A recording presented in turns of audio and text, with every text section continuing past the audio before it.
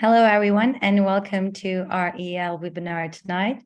As always, we have a very nice session planned out for you. We have Dr. Simon-Hermann from Austria, who's going to talk about pregnancy and birth after surgery for deep endometriosis. And we have Professor Errico Zupi from Italy, who will be moderating this session. So this session will be recorded, as you know, and will be uploaded to our YouTube and website.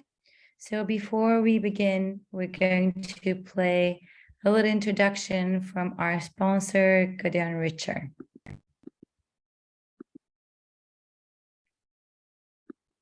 What does it take to make a medicine? You need to shift your perspective to see success comes from a series of innovations. Without the dedicated work of our highly trained researchers, no such progress would be possible. It is today that experts need to think about the diseases of tomorrow, and premium quality requires the latest technology. All these aspects come together to create new treatments that will improve the health of millions. This is what we work for every day. Gideon Richter, health is our mission.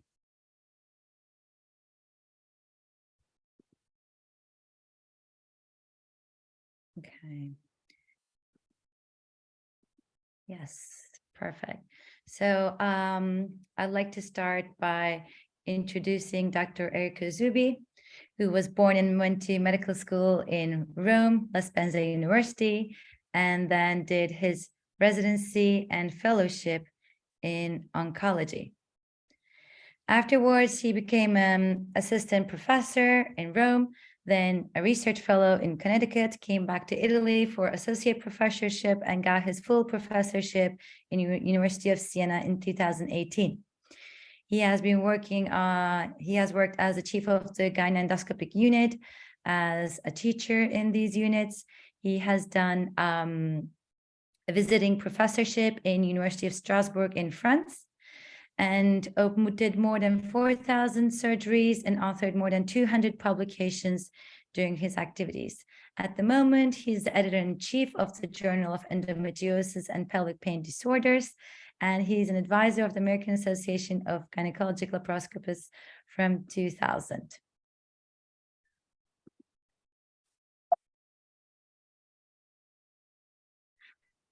I don't have to say so much because you are talking a lot about my CV, and that means that I'm an old people in this group. And my pleasure is just to introduce a young one with a very promising CV. And I repeat what I said before, it will be a pleasure to have him in Italy. I strongly believe in minimal invasive approach, and I agree with Simon about the vaginal approach to everything in gynecology. And my curiosity is just what happens after a deep endometriosis treatment in a patient and a subsequent hysterectomy, vaginal hysterectomy, because in my opinion, I strongly believe that I am an old one, but in my opinion, the minimal invasive approach has to be minimal invasive. And so if the intervention is because of the previous surgery, the previous deep endometriosis lesions, it determines a kind of different feature of our field, of our surgical field. We have to consider that, and not anticipating the discussion after his presentation. I'm really curious and I will enjoy his presentation. Go ahead, Simon. Okay, thank you very much. I need to get the host first to share my presentation. Yes, 1 second, please. So Dr. Simon, can you try right now? Yes, it's working.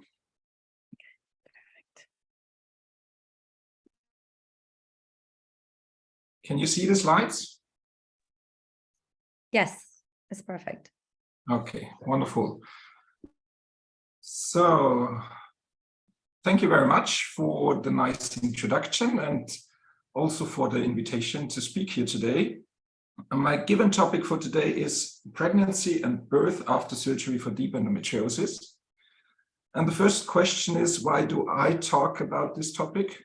Well, at my department, Kepler University Hospital in Linz in Austria, we have on one side a focus on endometriosis, being a certified endometriosis center by EuroEndocert, but we are also one of the biggest obstetrical units in Austria with about 4,000 deliveries per year. And given these circumstances, we host an online-based birth register for deep endometriosis, looking especially on delivery mode, birth injuries, and neonatal outcomes. And I will tell you about it more a little later, but now let's get started. We have a lot to talk about. I have no conflict of interest. Dr. Simon, I'm very sorry. Could you please press the record button again? The record button. Yes. Find it. Yes, I will do it.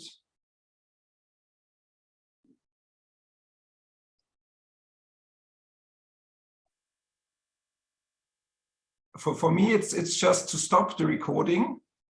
Oh, okay. Okay, perfect. So I think it's still running. Okay, thank you. Sorry. Good. So in the next half an hour, I would like to, or 30 to 40 minutes, I would like to provide you with data first on the pregnancy and later on the delivery to finally reach our goal of a healthy mother and child. And the focus will be on women with a history of surgery for deep endometriosis, but I will also consider non-invasive diagnosis. And I assume that you all heard about the influence of endometriosis on adverse pregnancy events. So I will summarize these and maybe point out some interesting things. But after that, I will focus on delivery and spend a little more time there. So let's start with the pregnancy. And we know that most often there is an improvement of endometriosis symptoms during pregnancy, but pregnancy cannot cure endometriosis, and the long-term effects of one or more pregnancies on this disease are still unclear. What changed is that studies from the last years provided us with interesting discoveries about the influence of endometriosis on complications during pregnancies. And there are numerous risks reported in the literature. But for me personally, actually only 3 risks are confirmed at the moment. And even those can be a subject of discussion. The best confirmed risk is the risk for placenta previa. And there are multiple publications on this topic with a uniform increased risk. For example, in a recent meta-analysis by Matsuzaki, an adjusted odds ratio of 3.17 for higher risk for placenta previa was reported. And if you're looking on subtypes of endometriosis, there is maybe a bigger influence by deep endometriosis. For example, in one study by Uccella from 2019, I think, the higher risk of placenta previa was exclusively due to women with deep endometriosis. But definitely more data is needed to draw this conclusion. The second one is the increased risk of miscarriage. But here, existing data is already a little conflicting, especially if you look at subgroup analysis regarding infertility and infertility treatment. And especially the effect of a coexisting adenomyosis is hard to discriminate. But overall, most studies and meta-analysis report an increased risk for miscarriage. The third is or are endometriosis-specific risks, and especially SHIP, so spontaneous hemoperitoneum in pregnancy. Several case reports can be found in the literature regarding this emergency situation, most often in the third or second trimester. And to this category, I would also add other rare complications like intestinal perforation in women with bowel endometriosis or rupture of endometriomas. As an example for questionable reported risks, I would like to talk about preterm delivery. And first of all, if there is a confirmed risk for placenta previa, then there must be an increased risk for preterm birth as well, because guidelines suggest delivery between 36 and 37 weeks of pregnancy, even without bleeding complications. But once you put that aside, is there still an increased risk? And I don't know. Most publications report an increased risk of preterm delivery, including huge meta-analysis, but mainly based on retrospective studies. And then suddenly this year, a larger prospective cohort study by Marceline is published, and they found no association between endometriosis and preterm birth. And even not after looking at the different subtypes of endometriosis. So we are back to the start, I would say. And the same applies to other published risks. And if you're looking on the studies a little more in detail, most of them are retrospective cohort studies, designed more often as pilot studies, so without any adjustment for multiple testing, and quite a very sparse use of regression models. And I want to give you an example. This is a very recent study by Velez et al., a population-based retrospective cohort study published now in Fertility and Sterility in October. And in the abstract, the authors state that endometriosis was associated with an increased risk of hypertensive disorders of pregnancy with an adjusted relative risk of 1.09 using a 95% confidence interval. And this was also pictured in figure 2 of the main publication, as you can see here. When you then read the whole publication, you read about sensitivity analysis and a link to supplemented data. And there you find the following figure. And where you see that after consideration of age, obesity, chronic hypertension, the confidence intervals falls below 1. So not so clear anymore.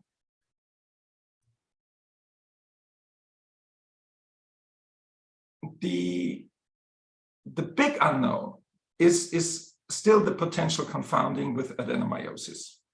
And in a narrative literature review by Harada, the potential adenomyosis-associated complications are listed.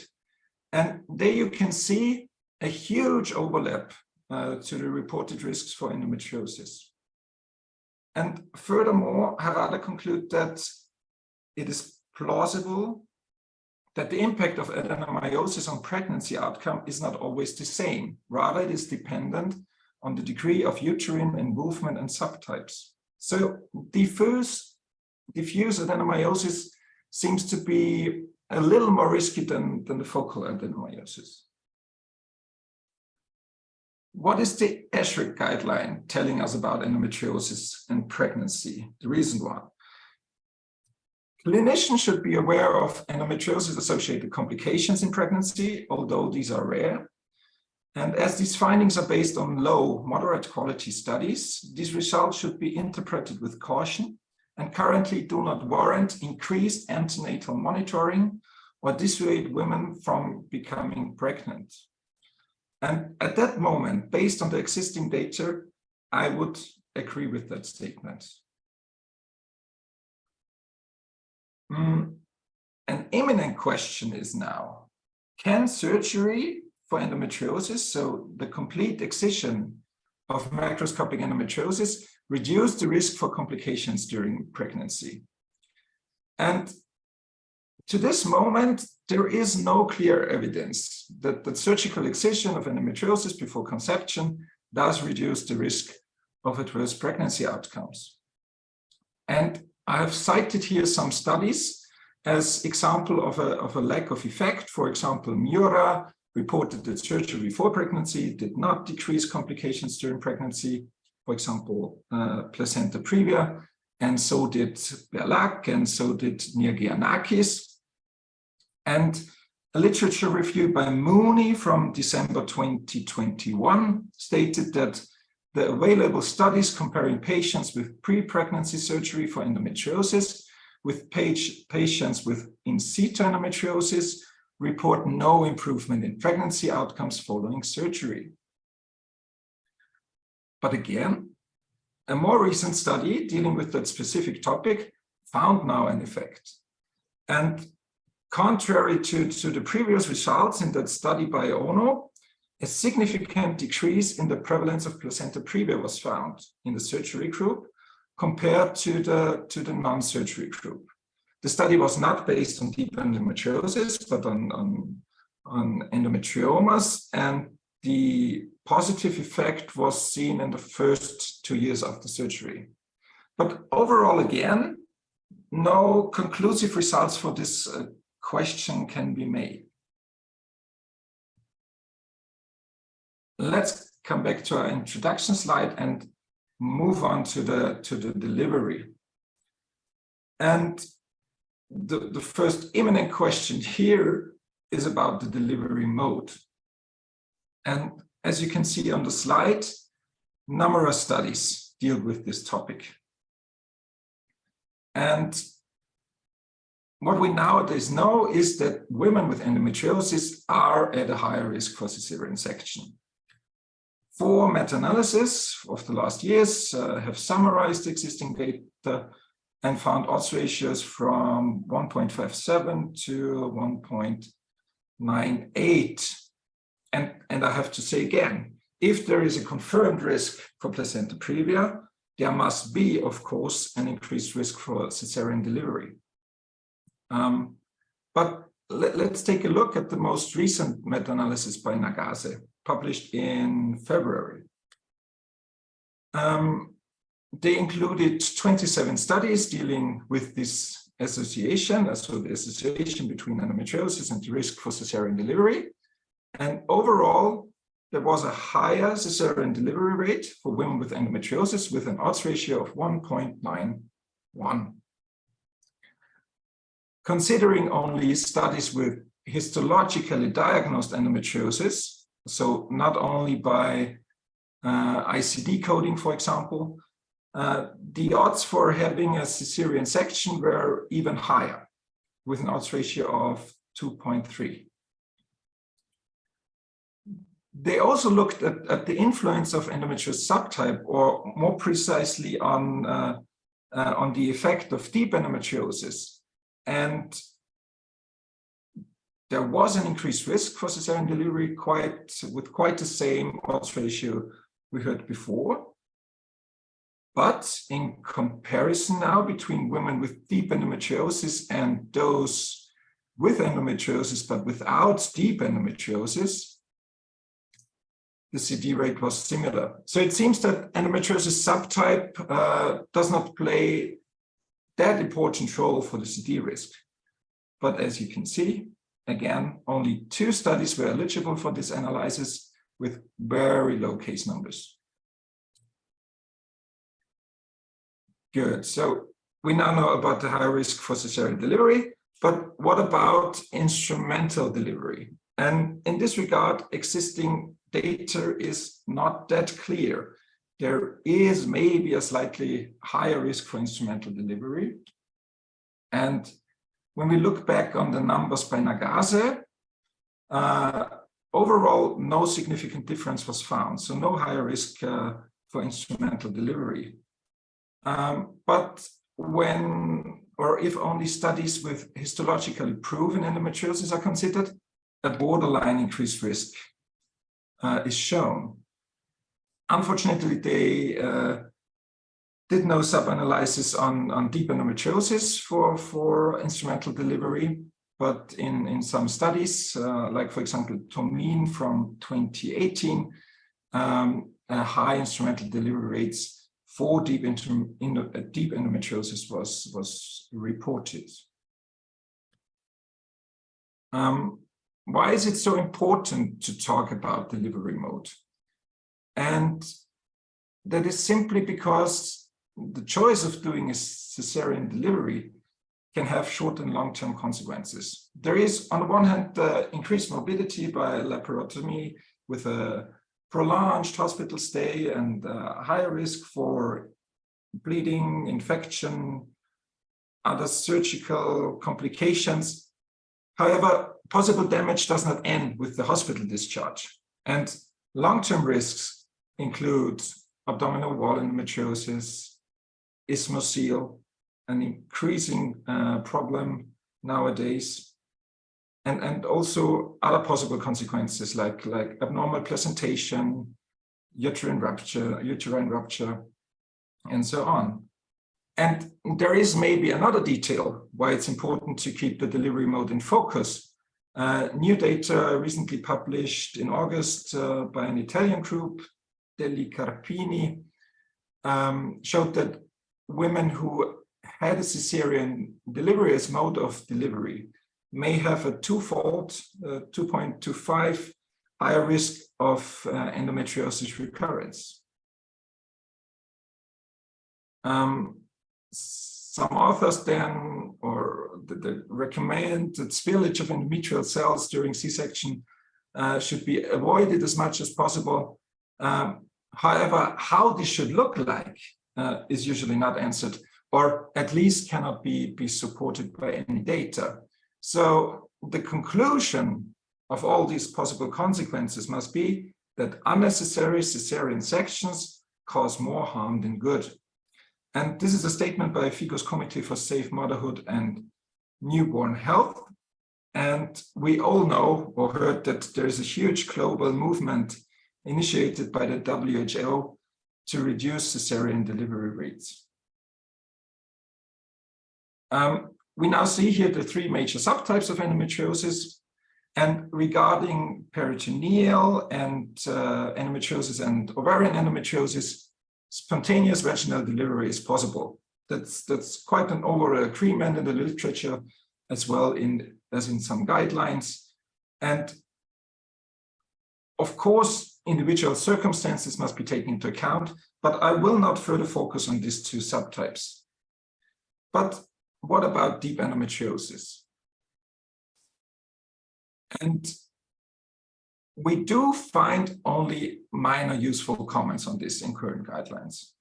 For example, the new ESHRE guideline I already mentioned do not provide any suggestions towards this topic.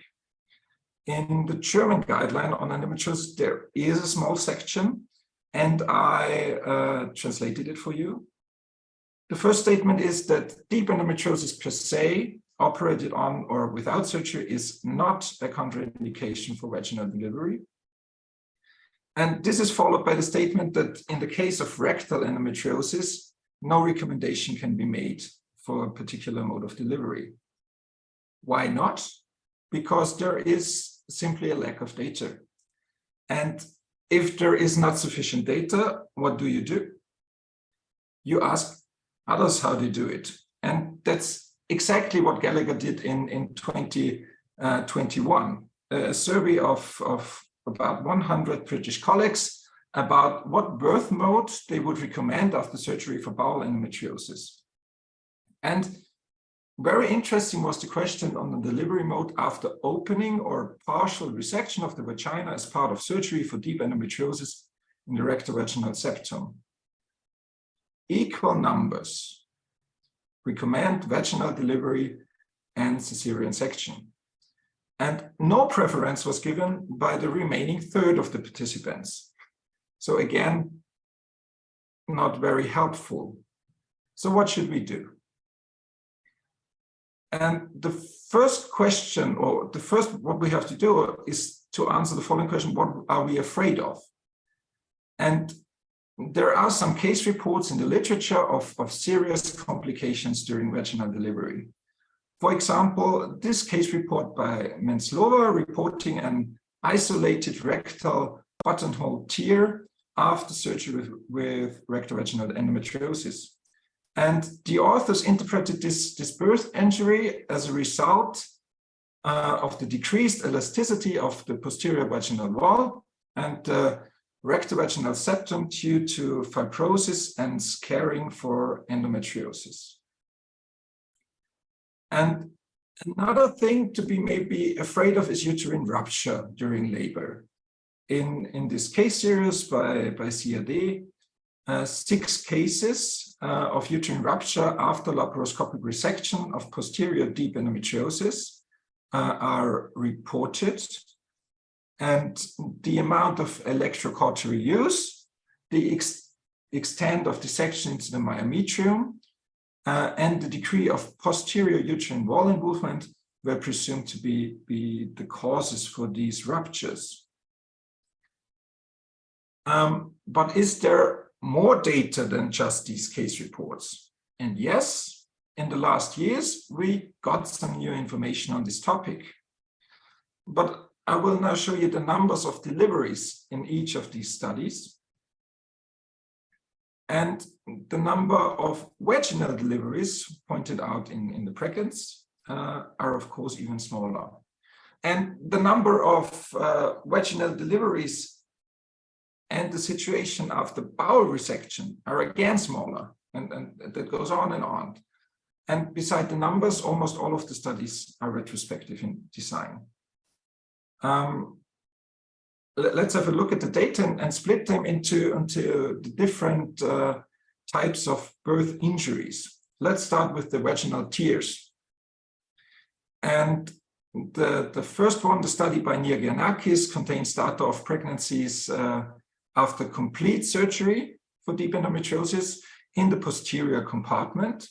And they found no case of severe laceration of the upper vagina, even after colpotomy. The same applies to our study from Christina Allersdorfer, and Professor Exarchustos found no difference between the case group with existing deep endometriosis in the posterior compartment and the control group without known endometriosis. And finally, Tomin also reported no relation was observed between the occurrence of complications and prior surgery for colorectal resection or colpectomy. So in summary, looking good, but they're small numbers. And I thought then maybe we get some helpful information looking at delivery outcomes after V-nodes procedures, so transvaginal endoscopic surgery. Although I have to say in V-nodes, no tissue is excised, but only incised. But nevertheless, again, the same story, very low numbers in existing publications. But overall, in all of the studies, no adverse pregnancy outcomes was associated with the V-nodes procedure itself. What about third and fourth degree perineal lacerations, so obstetric anal sphincter injuries? And again, no real increase in risk could be identified so far. Bowel injuries. No bowel injury during vaginal delivery reported in the listed studies. So we're back to the case reports. Bladder injuries. No bladder injuries during vaginal delivery in the studies. Uterine rupture. No uterine ruptures during vaginal delivery. Although there are some uterine ruptures mentioned in the C-sections group, but they are not further explained by the authors in the study. So during vaginal delivery, no uterine rupture was reported. And on the other hand, of course, the neonatal outcomes is of particular interest. And again, no disadvantage was found for women with deep endometriosis. And thus no contraindication for a vaginal delivery from the neonatal side is present. But what the studies did highlight was an increased risk of intraoperative complications during cesarean section. Professor Exokustos, for example, described a higher perioperative complication rate in the endometriosis group, for example, hysterectomy, hemoperineum, bladder injuries, and similar findings were reported by Tomin and by Tuominen. And there was something else I've noticed when reading the studies, high rates of unplanned C-sections, especially in women with rectovaginal or bowel endometriosis. And I calculated the risks here for an unplanned cesarean section during a vaginal delivery attempt, and high rates of about 38% were the result. So if we try to summarize the reasons for and against surgery,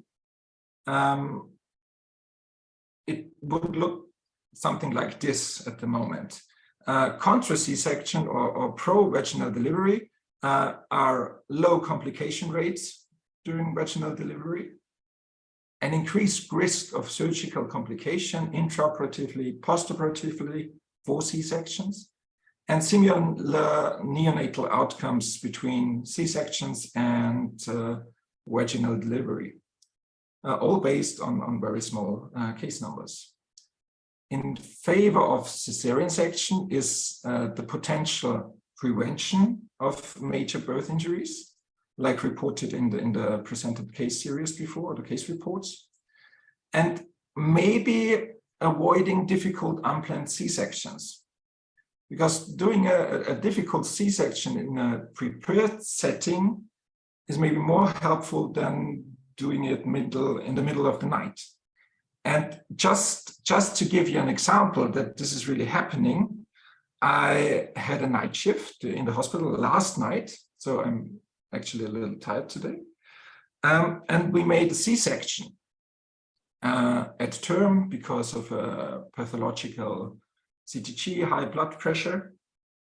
And the first thing that I saw when entering the abdomen was an about 90 to 100 degree rotated uterus.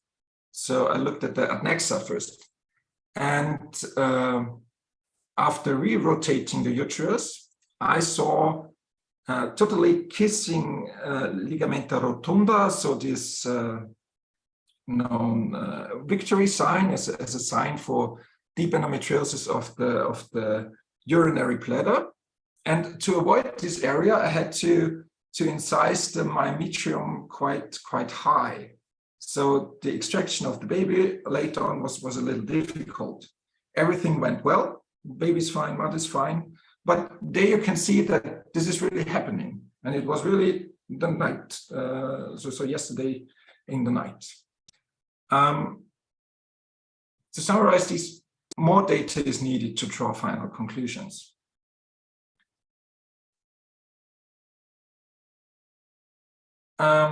And so I would like to draw your attention now to our birth register for deep endometriosis. It's an international register study. The data is entered in a web-based electronic database. And the main purpose is to gather information about birth injuries, delivery mode, and fetal outcome. Exclusion criteria are position anomalies, so first of all, breech positions, and multiple pregnancies.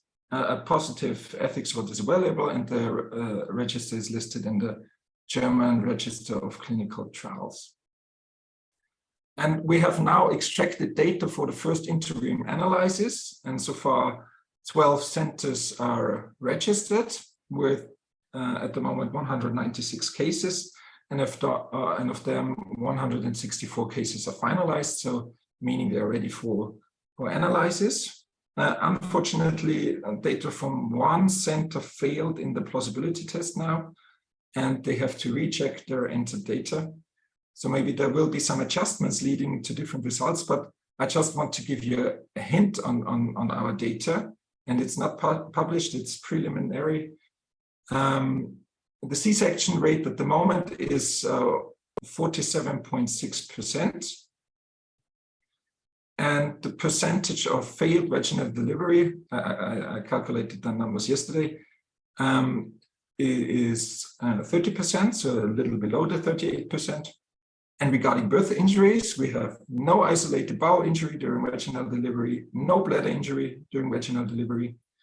The percentage of extended vaginal laceration is quite high, so we have to look into that. Maybe it's just a thing of definition, how to define an extended vaginal laceration. And rates of cervical tears and oasis lacerations were unremarkable so far. But we still have too little data. So I would now like to invite you to participate in this birth register for deep endometriosis. Registration is very easy.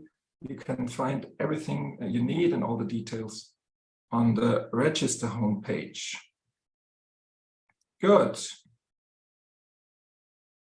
Baby is here, target reached. I prepared a little conclusion slide for you. Regarding pregnancy, keep the possible complications in mind, especially placenta previa and the rare complications for women with deep endometriosis. But based on existing data at the moment, no increased antenatal monitoring is necessary. Second, there's no clear evidence that surgical excision of endometriosis before conception does reduce the risk of adverse pregnancy outcomes. There is this new study by Ono, also retrospective. They showed some effect for 2 years after the surgery for endometriomas, but at the moment, there's no clear evidence. Most important, I would say, the choice of the delivery mode is to be made together with the patient. Yeah? And this has to be done after a decent information of the benefits and the possible complications of the different delivery modes. And what's also very important is, as it is required in myoma surgery, I think surgeons should give clear recommendation regarding the delivery mode after resection of deep endometriosis. And if there was a surgery where the correct anatomical planes were very difficult to create during the surgery, and which maybe resulted in loss of myometrium in the back, and additionally there was a lot of bleeding and we needed a lot of coagulation use, maybe it's better to recommend cesarean delivering in a future pregnancy. That's it. Thank you very much for your attention.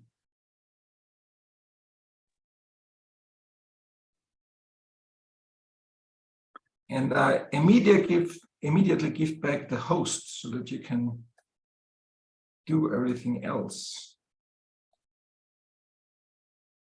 Thank you, Simon. Very good presentation. And first of all, I wish to excuse myself because my secretary told me about this meeting talking about the vaginal surgery after deep endometriosis treatment. That is a little bit different, but it's okay. And I absolutely am happy for your conclusions. I want to add to your conclusion that it's important to suggest to our patients treated because of endometriosis, because of deep endometriosis, that has to be followed by someone able to know about endometriosis. That is important. During pregnancy, all you reported about the complications rate, about whatever you already told about that, is important, that is well known for the obstetrics or gynecologist that is following this patient, okay? because even the decision to make a cesarean delivery or not, and my opinion is better not, is important to be known by the gynecologist in charge of this patient. Okay, the discussion is open for questions. There is one question coming from the chat, exactly by Ahmet Namazov. Is there any recommendation to evaluate the wall thickness of torus by MRI in women undergoing resection of deep endometriosis before getting pregnant? Simon. No, it's not. So there's definitely not enough data to do that. It's a very nice idea to look at that. There is no data on MRI. There is no data on ultrasound that I know of.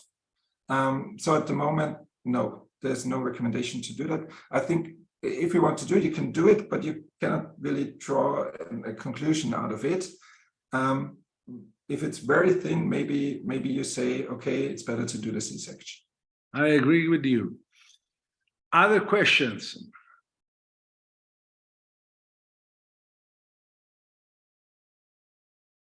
By chat or by vocal questions, whatever you want.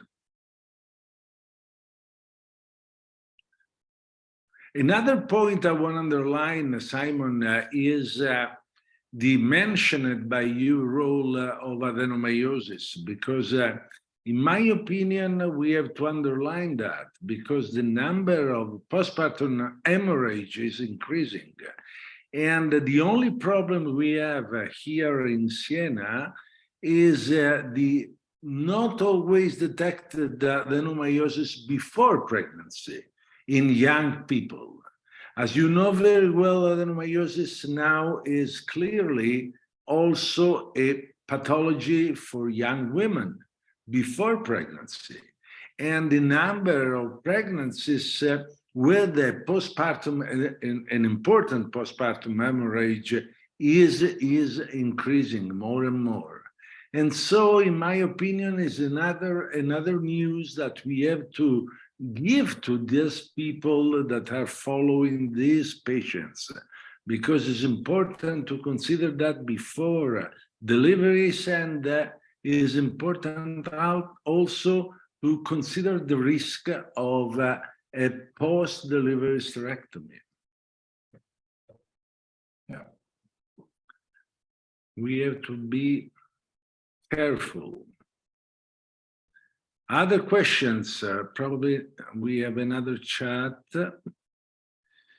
Hi, Gerald. Do you recommend any special type of suture in reconstructing vaginal after deep endometriosis resection, barbed suture, continuous suture, single knot?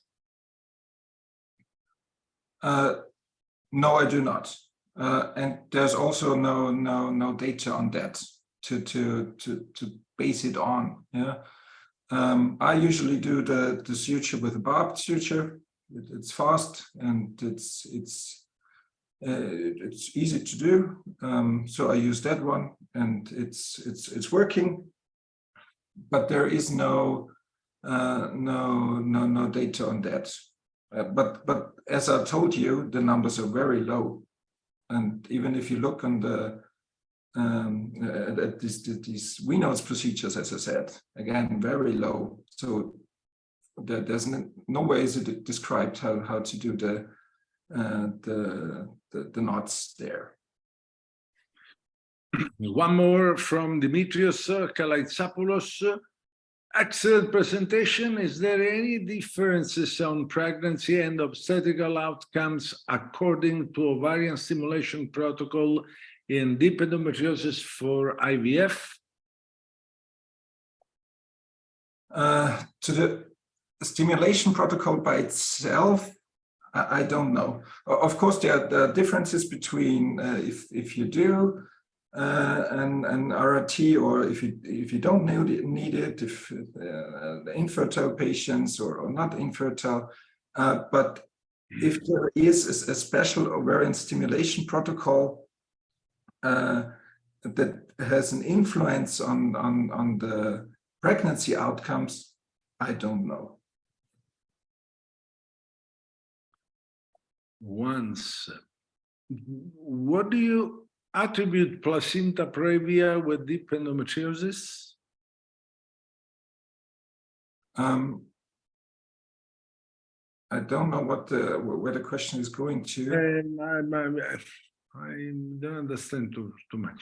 What do you attribute placenta previa?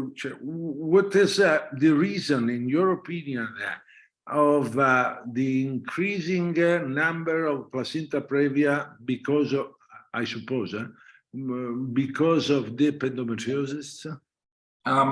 Well, there's always the same since the last 10 years. When we heard about the placenta previa and endometriosis, there are two things described, and the one is a dysperistalsis of the uterus. So this dysperistalsis then leads to an abnormal placentation, and that's the reason for the placenta previa. It's also described that the deep endometriosis, which is causing these dense adhesions, and because of these dense adhesions, there is this dysperistalsis, and then again, there is the abnormal placentation. So these are the two reasons I know of, or what is discussed. But again, there is the overlap to the adenomyosis, because they are the same, is described. Okay, Elvin, PDF. How long should the patient wait after surgery for deep infiltrating endometriosis before she trying to get pregnant? Very good question. Yeah, I can't answer it. There in some of the case reports on the complications, and there was one of a bowel complication after surgery, I think 10 months later or so on, and they said, okay, no, this was not enough time. But if we should recommend, I say we should recommend at least 6 months. But then to say recommend 6 months or recommend 1 year as we do it for cesarean delivery, I don't know, and because I don't have the data, but I would say at least 6 months. But Simon, talking about deep infiltrating endometriosis, we are talking also about I don't know, bowel endometriosis or bladder endometriosis or uterosacral endometriosis. These are always deep infiltrating endometriosis. In my opinion, I want to add to Elvin Piriev to modify the question on are there differences between deep infiltrating endometriosis and or surgery because of adenomyosis in determining the time after that to get pregnant? That is completely different. Absolutely, and I was just suggesting that the question was aiming towards the rectovaginal and the bowel endometriosis, because there's the main. I don't know, because he was talking about deep infiltrating endometriosis, and we know very well that deep infiltrating endometriosis are a lot of different situations. Of course, and to answer that then in that way, I would say it's totally different and individually, because if you just excise deep endometriosis or a small nodule of deep endometriosis of the sacroiliac ligament, you don't have to wait that long. Never. Exactly. It's specified now vagina, bladder, and bowel. Yeah, that's what I thought, that the vaginal and bowel is the most interested. And bowel, again, we're talking about the rectal endometriosis. If there's endometriosis of the sigmoid or higher intestinal, I would also say that we maybe don't have to wait that long, but that's different. And for bladder endometriosis, I don't think either that we have to wait that long. So maybe there is also the the line of saying, okay, wait for 3 months or so. And if you're looking on suggestions for example, psoas hitch operations, then I've heard that after 2-3 months, vaginal delivery is possible. So that's all different. Yeah. But what I'm talking right now is just a personal opinion. Yeah, I agree with you. Yeah. I fully agree with you. Alan Constantine, do you have any internal protocol regarding the recommendation for the mode of delivery for patients who had a concomitant partial colpectomy and anterior rectal resection? No, we don't have, because in my conclusions I said it's always individual if you do that, and you have to talk to the patient. You have to tell her what can happen, what can be the benefit if you do it. Fully agree. Yeah. The counseling is fundamental. Absolutely. You have to discuss with the patient about that. Yeah, and so we cannot say we had when in former days when we opened the vagina and did a concomitant bowel resection, we were more towards the C-section. But at the moment, and given the data, we just discuss it with the patient. Exactly. The last one, Toma Bastova. In your opinion, what kind of preconception preparation is required in women with deep endometriosis? The good point in this question is, in my opinion, what we talked before, that if we say, okay, they should not conceive in a time period, like they should not become pregnant for 6 months or 1 year. I would not just do nothing in this period, but maybe do a medical therapy. Yeah, do not let the patients suffer in pain. Yeah, for this time period, or raise the risk of a recurrence. So I would suggest doing a medical therapy. However, that will look like we would use a diamond-chest mono medication. But beside that, I would say just the normal preconception preparations. And there are a lot of things is now beside the endometriosis what you should tell your patients and what they should do before becoming pregnant, and that's also important. Very good. Thank you very much, Simon. And I thank all this nice group in this presentation. Very active, very nice and curious. And overall, I want to thank all people of EEL for inviting me. I just want to remember that starting from December 1st to December 3, we will organize a meeting on endometriosis, obviously, in Siena, that you probably already visited, in a wonderful place, in an ancient hospital, a previous hospital of Siena. Very nice to have this presentation. This is just the tentative list of faculty. There are so many people from everywhere in Italy, and not only, because we will have people from Austria, I mean, starting from Jörg Eckstein and going to Harald Krentel, and also people from other places. Is a simple but very deeply represented our field, and so if you have time and you will enjoy, first of all, Siena, and after that also our meeting. Okay, I thank you very much. Thank you, Simon. Thank you for the assistance, and have a good night. Thank you, Errico. Thank you, Simon. See you Bye. soon.